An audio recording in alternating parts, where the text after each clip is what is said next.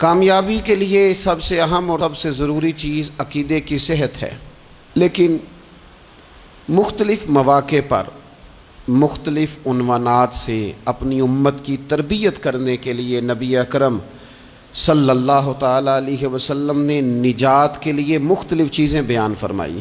اخلاقیات کے باب میں، روحانیات کے باب میں اور تکمیل کردار کے باب میں، وہ ساری باتیں قابل عمل بھی ہیں، قابل توجہ بھی ہیں اور ہماری روزمرہ کی ضرورت بھی ہیں۔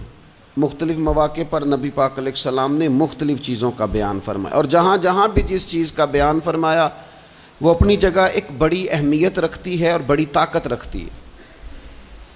یہ حدیث جو آج ہماری گفتگو کا عنوان ہے، یہ ترمذی میں موجود ہے اور حضرت عقبہ بن عامر رضی اللہ تعالیٰ عنہ اس حدیث کے راوی ہیں۔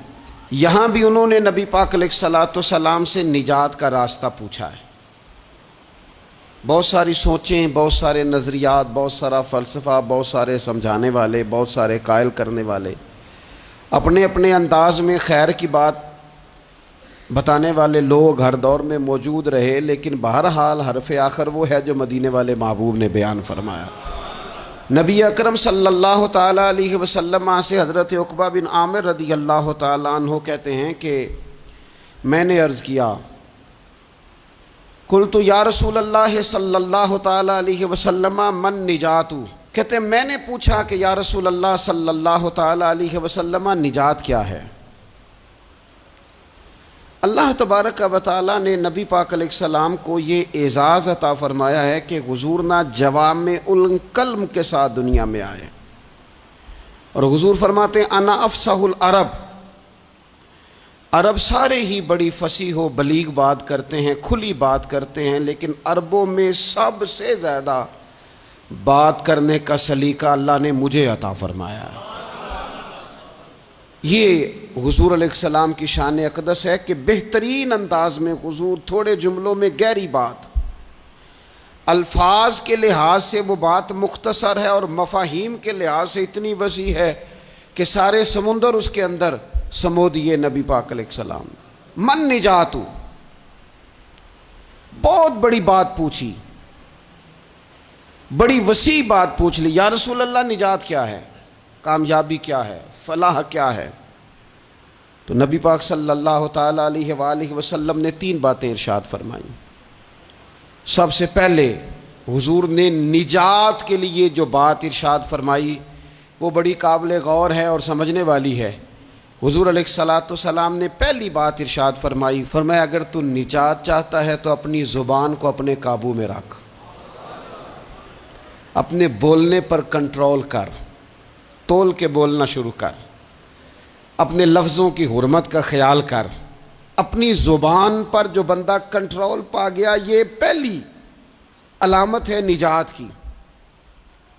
اور ایک مقام پہ نبی پاک علیہ السلام نے یوں بھی بیان فرمایا تم مجھے گارنٹی دو 2 چیزوں کی، اور مجھ سے گارنٹی لے لو جنت کی۔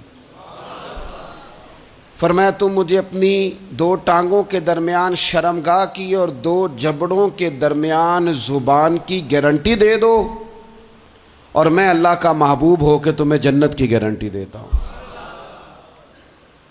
پہلی بات نجات کے لیے نبی پاک علیہ السلام نے یہ ارشاد فرمائی کہ اپنی زبان کو اپنے قابو میں کر، اس پر کنٹرول کر۔ اور دوسرا فرمایا تیرا گھر تیرے لیے کافی ہے، ادھر ادھر بلا وجہ نہ گھوما کر، بغیر سبب کے بہت ساری مجالس میں نہ جایا کر، ضرورت کے لیے جائیں، خیر پانے کے لیے جائیں، اچھے ارادوں سے سفر کریں۔ گئے ہمارے صوفیاء علماء دور دراز کے سفر کیے محدثین نے، کس لیے؟ حضور کی احادیث کو جمع کرنے کے لیے، نبی پاک علیہ السلام کے فیضان سے حصہ پانے کے لیے۔ لیکن فرمایا ادھر ادھر نہ، کچھ لوگوں کو بڑا شوق ہوتا ہے، اس مجلس میں بھی جائیں گے، اس محفل میں بھی جائیں گے، اس کی بھی سنیں گے، اس کی بھی سنیں گے، نتیجہ یہ رہے گا کہ بے یقین ہو جائیں گے، اپنے گھر سے نکلیں گے، گھر گھر پھریں گے، کسی گھر کے نہیں رہیں گے۔ تیرے لیے تیرا گھر کافی ہے، اپنے گھر رہ، اپنا گھر جو ہے وہ وہ تجھے کفایت کرے، اپنے گھر میں قیام کر، یہ دوسری علامت ہے نجات کے لیے۔ اور تیسرے نمبر پہ نبی اکرم صلی اللہ تعالی علیہ وسلم نے فرمایا اگر تو نجات چاہتا ہے نا تو اپنی خطاؤں پہ رویا کر، اپنی خطاؤں پہ آنسو بہا، اپنے آپ پہ رو، اگر چاہتا ہے کہ بچ جائے۔ تین چیزیں نبی پاک علیہ الصلوۃ والسلام نے بیان فرمائیں، زبان کو قابو میں کرو، اپنے گھر میں قیام کرو، اور فرمایا کہ تم اپنی خطاؤں پہ رویا کرو۔ یہ تین اگر چیزیں تمہیں میسر آتی ہیں تو پھر رسول پاک علیہ السلام کی زبان فیض حق کے ترجمان سے گارنٹی مل رہی ہے کہ اللہ اس بندے کو نجات عطا فرمائے گا۔ بہت شوق ہے لوگوں کو باتیں کرنے کا، بڑی باتیں، اوئے ہوئے، جو بات بڑے مختصر لفظوں میں 2 جملوں میں بیان ہو سکتی ہے اس کے پیچھے اتنی لمبی تمہید باندھیں گے کہ اصل بات ہی رہ جائے گی بیچ میں سے۔ گفتگو، بات، بولنا، یعنی بات ہو رہی ہے، گفتگو ہو رہی ہے 2 لوگوں کے بیچ، اور کوئی دانا آدمی بات کر رہا ہے تو فٹافٹ مداخلت کریں گے اور جملہ پھینکیں گے، کہیں گے قطع کلامی معاف، اور اپنی بات شروع کر دیں گے۔ تو میں کئیوں کو روک کے کہتا ہوں کہ پہلے آپ پوچھ تو لیں ہم نے معاف کیا بھی ہے کہ نہیں۔ بہت باتیں کرتے ہیں بعض لوگ، بہت باتیں کرتے ہیں، اور دنیا میں جو زیادہ خطائیں ہوتی ہیں وہ زبان کی وجہ سے ہوتی ہیں۔ عملاً کوئی کسی کو کیا تکلیف دے گا، ہاتھ کوئی کسی پہ کیا اٹھائے گا، لیکن لفظوں کے تیر، جملوں کے ترش لہجے اور زبان کی کڑواہٹ، حضرت عثمان غنی رضی اللہ تعالیٰ عنہ فرمایا کرتے تھے کہ زبان تو روح کو گھائل کر جاتی ہے، بندے کو اندر سے توڑ کے رکھ دیتی ہے یہ زبان۔ بہت سارے لوگ تھے، انہوں نے بہت سارے جملے زندگی میں بولے، میں یقین سے کہتا ہوں کہ انہیں بھی پچھتاوا ہوا کہ یار مجھے یہ والا لفظ نہیں کہنا چاہیے تھا، لیکن کاش یہ بعد میں پچھتانے سے پہلے آپ سوچ لیتے۔ اور بہت سارے لوگ ایسے ہیں جو مجھے پتہ ہے جو وہ کہہ رہے ہیں وہ ما فی الضمیر ان کا نہیں ہے، وہ ان کے خیالات نہیں ہوتے، لیکن وہ کہہ دیے انہوں نے، اور کہنے کے بعد اندازہ ہوا کہ یہ ہمیں کہنا نہیں چاہیے تھا۔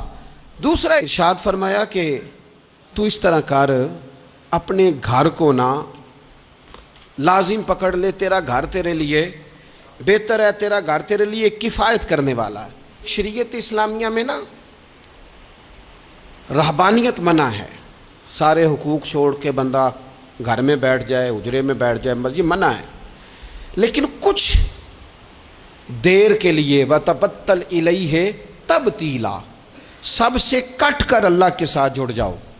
قرآن مجید نے کہا وہ کیا ہے کہ کچھ دیر کے لیے خلوت ضرور اختیار، جیسے آپ اعتکاف میں بیٹھے ہیں، سب سے کٹ کے اللہ کے گھر آ گئے، یہ کچھ دیر کے لیے یہ کام کرنے کا ضرور حکم دیا گیا۔ آپ دیکھیے حضرت موسیٰ علیہ السلام، اسلام میں رہبانیت نہیں، سارے حقوق چھوڑ کے جانا نہیں، لیکن کچھ دیر کے لیے، تھوڑی دیر کے لیے حضرت موسیٰ علیہ السلام 40 دن کے لیے گئے نا کوہ طور پہ، پھر اللہ نے تو رات عطا فرمائی۔